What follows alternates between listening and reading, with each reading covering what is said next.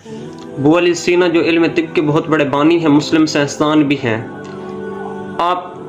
ایک تحقیق کے ذریعے بتاتے ہیں کہ انسانی صحت پر، انسانی جسم پر، انسانی دماغ پر پریشانیاں کس طرح سے اثر کرتی ہیں۔ آپ اس تحقیق کے لیے ایک بکری کے 2 چھوٹے سے بچے میمنے لے کر آتے ہیں، انہیں علیحدہ علیحدہ پنجروں میں بند کر دیتے ہیں، علیحدہ علیحدہ پنجروں میں بند کر کے ایک میمنے کے پنجرے کے سامنے بھیڑیا کو باندھ دیتے ہیں۔ ایک میمنے کا جو پنجرا ہوتا ہے وہ بھیڑیے سے ذرا ایک سائڈ پہ ہوتا ہے، وہ میمنا بھیڑیا کو نہیں دیکھ سکتا۔ ایک تو دیکھ سکتا تھا اس بھیڑیا کو، ایک نہیں دیکھ سکتا تھا۔ روزانہ انہیں اچھی خوراک دیتے، دونوں کو نارمل خوراک دیتے، برابر کے حساب سے خوراک دیتے تھے، تو ان کی خوراک میں کوئی ان نے کمی پیشی نہیں کی ہوئی تھی، دونوں کو ایک جیسی خوراک ملتی تھی، دونوں میمنوں کو۔ تو کافی دنوں کے بعد، کافی مہینوں کے بعد ایسا ایسا جو وہ میمنا جو بھیڑیے کے سامنے پنجرے میں قید تھا، وہ روزانہ اس بھیڑیے کو دیکھتا، اس کے دماغ میں اس بھیڑیے کی وجہ سے خوف و ہراس بیٹھتا گیا، اس خوف کی وجہ سے، بھیڑیے کے خوف کی وجہ سے وہ مر گیا۔ تو جو دوسرا میمنا تھا جو بھیڑیے سے ذرا ایک سائڈ پہ اس کا پنجرا پڑا تھا، اسے دیکھا گیا تو وہ تو ایک خوبصورت سا بکری کا بچہ بن چکا تھا، اس کی نشوونما اچھی طریقے سے ہو چکی تھی، اس کی گروتھ بھی اچھے طریقے سے ہو چکی تھی۔ تو ابو علی سینا اس تحقیق سے ثابت کرتے ہیں کہ جس طرح ایک میمنے پر بھیڑیے کا خوف و ہراس جو تھا اس کی زندگی، اس کی موت کا سبب بنا، اسی طرح پریشانیاں بھی انسانی جو صحت ہے، انسانی جو دماغ ہے، اس میں جب پریشانیاں آتی ہیں، انسانی جسم میں جب اس پریشانیوں کا سامنا کرتا ہے، انسان بھی ایک دن آتا ہے کہ پریشانیوں کا سامنا کرتے کرتے آخر اس پریشانیوں کا شکار ہی ہو جاتا ہے۔ کیونکہ اللہ خود قرآن پاک میں ارشاد فرماتا ہے کہ خلق الانسان ضعیفا، ہم نے انسان کو کمزور پیدا فرمایا۔ ایک دن آئے گا انسان تھک جاتا ہے، ایک وقت آتا ہے انسان تھک جاتا ہے، کب تک یہ ان پریشانیوں کا مقابلہ کرتا رہے گا؟ اسی طرح ایک صحت مند جسم، اگر انسان کا صحت مند جسم نہیں ہوگا، صحت مند دماغ نہیں ہوگا، وہ کامیابی کی سیڑھی پر کبھی نہیں چڑھ سکتا، کامیابی کو کبھی اچیو نہیں کر سکتا، اپنی منزل مقصود تک نہیں پہنچ سکتا۔ اگر منزل مقصود تک پہنچنے ہیں، ان پریشانیوں کو، ان مشکلات کو ہینڈل کرنا ہوگا، اسے ہینڈل کرنا سیکھنا پڑے گا، اسے برداشت کرنا ہوگا، ایک صبر کے ساتھ، ایک تحمل کے ساتھ ان پریشانیوں کا مقابلہ کرنا ہوگا۔ کیونکہ اللہ بھی قرآن میں فرما دیا ہے کہ رب العالمین نے خلق الانسان ضعیفا، ہم نے انسان کو کمزور پیدا فرمایا ہے۔ انسان تھک جاتا ہے، انسان ہے، یہ مشین نہیں ہے کوئی، تھک جاتا ہے انسان، ایک وقت آتا ہے۔ بیٹا اگر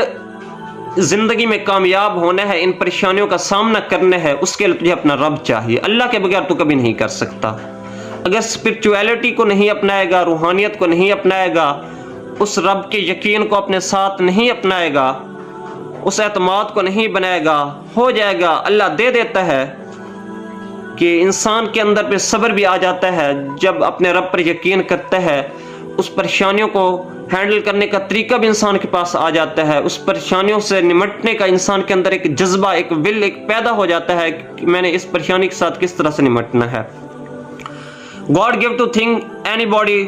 as will but سٹریس بہت ہوگا، مار دے گا سٹریس تجھے۔ تو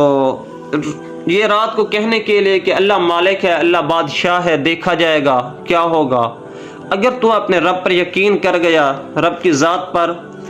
ایمان تیرا ہے، یقین ہے، تو بے شک وہ رب تجھے پریشانیوں سے نکال دے گا۔ پریشانیاں بھی وہی رب دیتا ہے، نکالتا بھی پریشانیوں سے اپنے بندے کو وہی ہے۔ برداشت کر کے ہی برداشت پیدا کی جا سکتی ہے، برداشت ایسے پیدا نہیں ہوتی۔ جب پریشانی آتی ہے کہ انسان ایک بخلاہٹ کا شکار ہو جاتا ہے، اسے سمجھ نہیں آتی کہ میں اس پریشانی کو کس طرح سے ہینڈل کروں، تو وہ اپنا صبر بھی کھو دیتا ہے، اپنا عقل بھی کھو دیتا ہے، برداشت بھی کھو دیتا ہے۔ لیکن جب پریشانی کے وقت یہ 3 چیزیں انسان کو نہیں کھونی چاہیے، ان 3 چیزوں پر قابو کرنا ہوگا: برداشت، صبر اور عقل۔ مولا علی فرماتے ہیں کہ جب بھی کوئی پریشانی آتی ہے نا، کوئی پریشانی نہ تو آپ کے رزق کو کم کر سکتی ہے، نہ ہی آپ کی زندگی کے دن کو کم کر سکتی ہے۔ پریشانی ایک رب کی طرف سے آتی ہے۔ اللہ فرماتا ہے کہ میں بندے کو پریشانی اس لیے دیتا ہوں تاکہ میرا بندہ جب پریشان حال میں ہوتا ہے، جب پریشانی میرے بندے پر آتی ہے تو وہ آنے والے وقت کی تیاری کر لیتا ہے. جب آنے والی پریشانیوں کا سامنا کرنے کی اس کے اندر سکت پیدا ہو جاتی ہے, اس کے اندر ہمت پیدا ہو جاتی ہے, اس کے اندر جذبہ پیدا ہو جاتا ہے کہ جب چلو ٹھیک ہے آج جو پریشانی آئی ہے میرے رب کی طرف سے, یہ بھی میں اپنے رب کی رحمت سے, رب کے انعام سے, رب سے کرم سے اور رب کے یقین سے میں اس پریشانی کو ہینڈل کر رہا ہوں. جو کل جو پریشانی آئے گی تو وہ پریشانی اس کو ہینڈل کرنے میں ذرا آسانی ہوگی, کیونکہ وہ گزری ہوئی پریشانی کو ہینڈل کر چکا ہے, اس کے ساتھ اس کو قابو کر چکا ہے.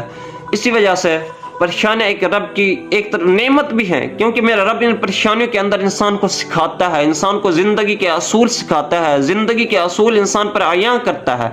اگر پریشانیاں زندگی میں نہیں آئیں گی, انسان اگر خوش اسلوبی کے ساتھ زندگی گزار رہا ہوگا, اس کی زندگی میں کوئی پریشانیاں نہیں ہوں گی. جس وقت اس پر پریشانیاں آئیں گی پھر وہ آہ و پکار کرے گا, اپنے رب سے شکایت کرے گا, شکوہ کرے گا, یا اللہ تو نے مجھ پر پریشانیاں ڈال دی. اس لیے اللہ فرماتا ہے کہ پریشانیاں بھی میں اپنے مومن بندے پر زیادہ ڈالتا ہوں, کیونکہ میرا مومن بندہ جانتا ہے, میرا بندہ جانتا ہے کہ میں اسے کس طرح سے فیس کر سکتا ہوں, اسے کس طرح سے ہینڈل کر سکتا ہوں, اس کا کس طریقے سے, کس اینگل کے ساتھ اس کا میں مقابلہ کر سکتا ہوں, کس طریقے سے میں اس پریشانی کو دور کر سکتا ہوں. اس لیے پریشانیوں سے ڈرنا نہیں چاہیے, گھبرانا نہیں چاہیے, اسے کھلے دل کے ساتھ, بڑے ظرف کے ساتھ ایکسیپٹ کرنا چاہیے, کیونکہ پریشانیاں آپ کو ایک سبق دینے کے لیے آتی ہیں. اگر پریشانیاں نہ آئیں تو زندگی میں انسان کامیاب نہیں ہو سکتا. انسان کو کامیابی کی منزل تک پہنچنے کے لیے, کامیابی کی سیڑھی تک پہنچنے کے لیے پریشانیاں بھی بہت ساتھ دیتی ہیں, پریشانیاں بھی بہت اس کا خیر مقدم کرتی ہیں آگے منزل